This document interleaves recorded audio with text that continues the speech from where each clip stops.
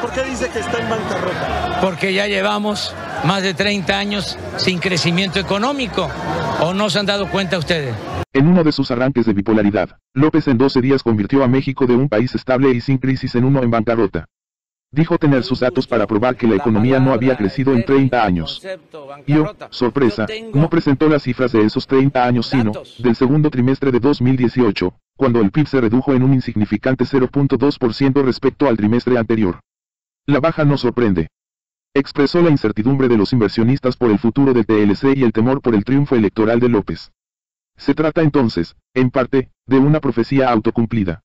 Si López sigue con su retórica incendiaria y luego la convierte en política de gobierno, la inversión se inhibirá más, habrá más profecías autocumplidas. Por lo demás, no es nada serio hablar de que la economía no creció en 30 años porque no lo hizo en un trimestre.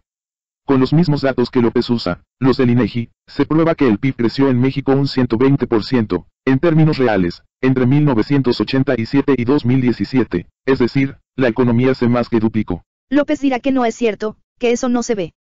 Pero hay enorme cantidad de datos para comprobarlo, confirmados por la experiencia de la vida cotidiana, que incluso un ciego voluntario como López podría ver. A López le gusta mucho viajar. Dispone de varias camionetas lujosas, de reciente modelo, no de hace 30 años.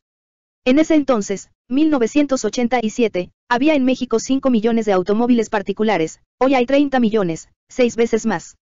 En 1987 había 63 autos por cada 1000 habitantes, hoy hay 251. Casi la mitad de los hogares al menos tiene un vehículo.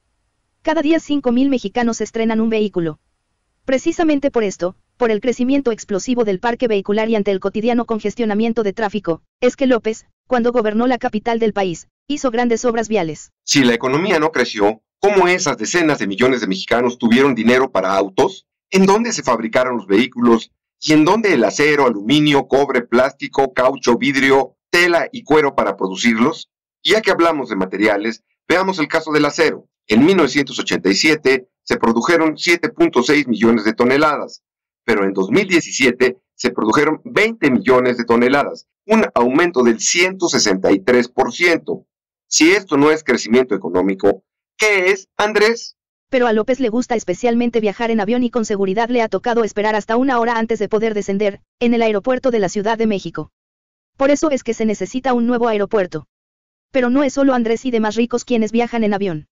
En 1992 se registraron 14 millones de pasajeros mexicanos en vuelos nacionales, pero en 2017, 25 años después, la cifra fue de más del triple, de 45 millones. Si la economía no ha crecido, ¿por qué se ha triplicado el número de pasajeros mexicanos de avión? Otro de los gustos de Andrés es comer lo mismo en fondas que en restaurantes de lujo. Le gustan los buenos cortes. Pero no solo él se da el gusto. El consumo per cápita de carne de res en México es hoy igual al de la Unión Europea.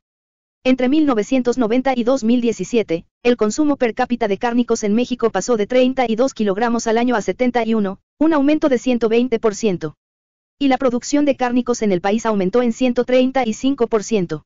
Si esto no es crecimiento económico, ¿qué es, Andrés? La pregunta es por qué López miente sobre la situación del país cuando ya no está en campaña. Y la respuesta es que ahora que sus colaboradores preparan el primer presupuesto de su gobierno, ha constatado que el dinero no alcanza para cumplir las promesas que hizo a sabiendas que no podía cumplir.